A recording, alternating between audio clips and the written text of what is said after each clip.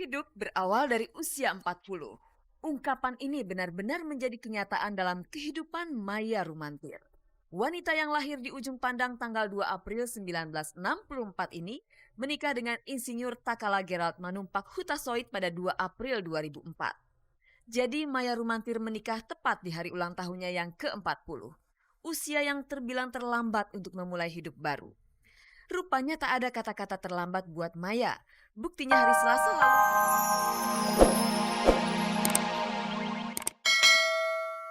Istri mereka sedang hamil muda. 3 bulan alhamdulillah. Sekarang 4 jalan 5 insya Allah ya. Dengan kondisi istri hamil muda sedangkan anak pertama masih perlu perhatian lebih. Belum lagi jadwal syuting yang kejar tayang. Gunawan dan Rian harus pintar-pintar menjaga emosi di saat kondisi psikis istri tidak stabil. Cobaannya itu jauh lebih besar daripada yang pertama. Lalu mungkin karena itulah kira-kira saya jadi banyak marah-marah ya. Iya, emosinya. Dan juga mungkin karena hormon yang disuntikan pada saya itu jauh lebih besar daripada yang pertama.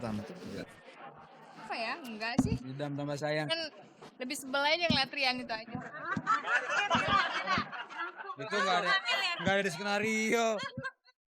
Adakah rasa khawatir dalam hati Gunawan ketika harus meninggalkan istrinya di rumah?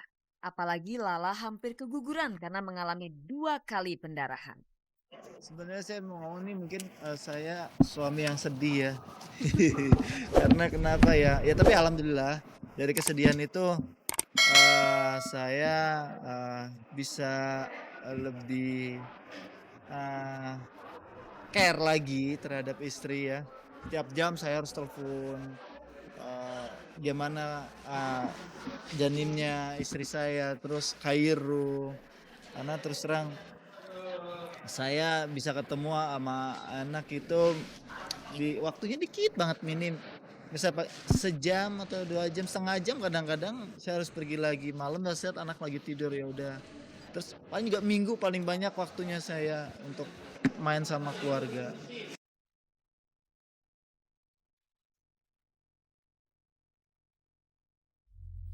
Pemirsa, wanita jika memasuki usia kepala 4 dianggap mempunyai resiko yang sangat tinggi untuk melahirkan. Namun di usianya yang ke-41, Maya Rumantir berhasil melahirkan dengan selamat pada hari Selasa kemarin. Sementara itu, Titi DJ yang juga mendekati usia kepala 4 yaitu 39 tahun berhasil menggelar konser tunggalnya dengan sukses. Namun mengapa Titi harus menunggu sedemikian lamanya sampai berani menggelar konser sendiri? Anda akan segera mengetahui jawabannya, namun sebelumnya kita sapa dulu Maya Rumantir. Pemirsa, inilah Gospot.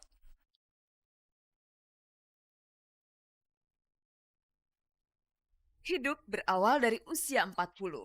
Ungkapan ini benar-benar menjadi kenyataan dalam kehidupan Maya Rumantir. Wanita yang lahir di ujung pandang tanggal 2 April 1964 ini menikah dengan Insinyur Takala Gerald Manumpak Hutasoit pada 2 April 2004.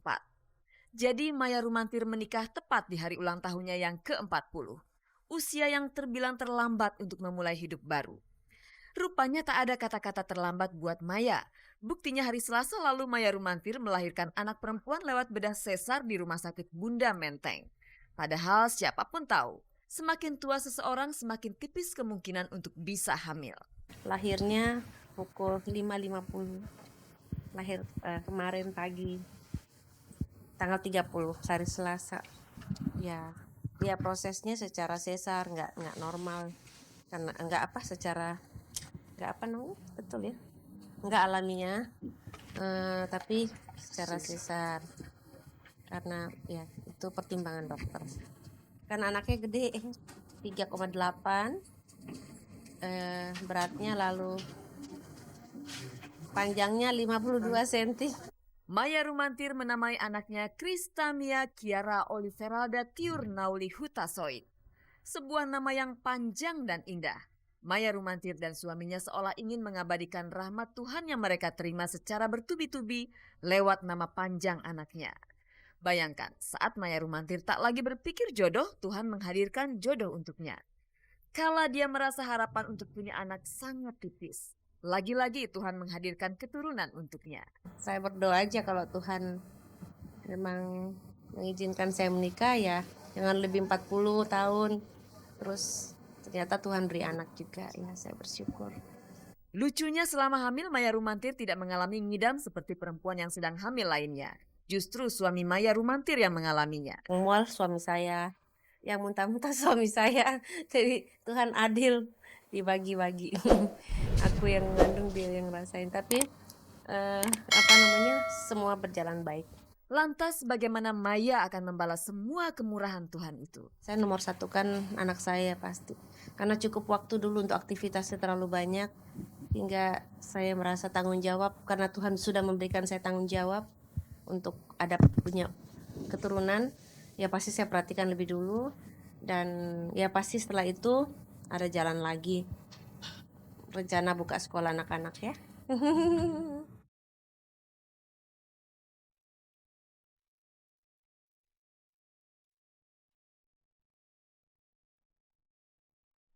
Usia 40 atau mendekati 40 ternyata bukan menjadi penghalang bagi Titi Dwi Jayati atau populer dengan nama Titi DJ untuk menggelar konser tunggal. Jika Anda mengikuti perjalanan karir Titi, baru sekali inilah Titi DJ akan menggelar konser tunggal. Pada tahun 1984, Titi menelurkan album berjudul Imajinasi. Bila dihitung setelah berkarir lebih dari 20 tahun. Titi DJ baru menggelar konser tunggal pada 30 September di Jakarta Convention Center. Kenapa dia baru sekarang akan menggelar konser tunggal? Penyanyi mana sih yang nggak pengen punya konser ya sendiri ya?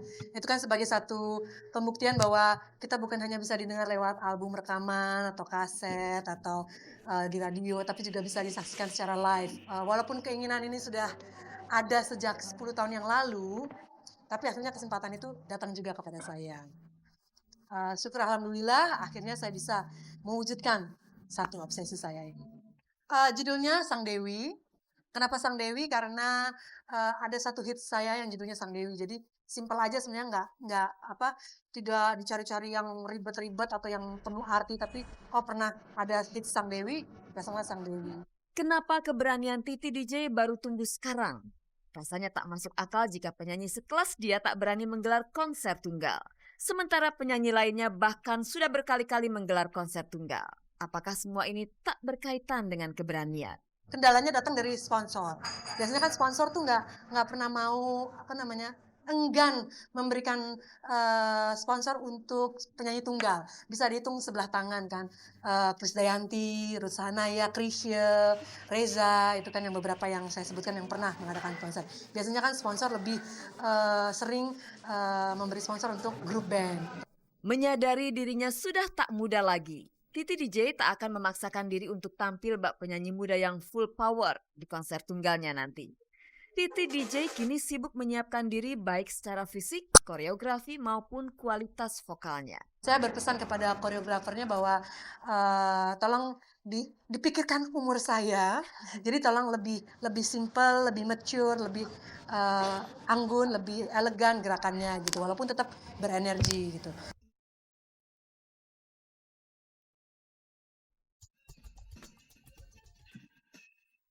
Jika Tuhan berkehendak, tidak ada yang tidak mungkin.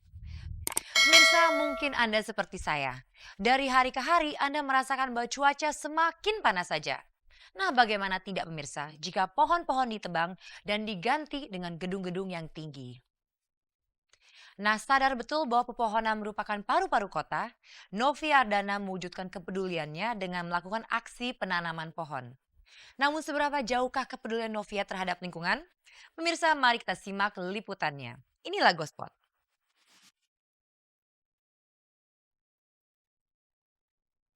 Setelah beberapa waktu lalu, Novia Ardana menceritakan kegiatan barunya sebagai humas sebuah diskotik di Jakarta.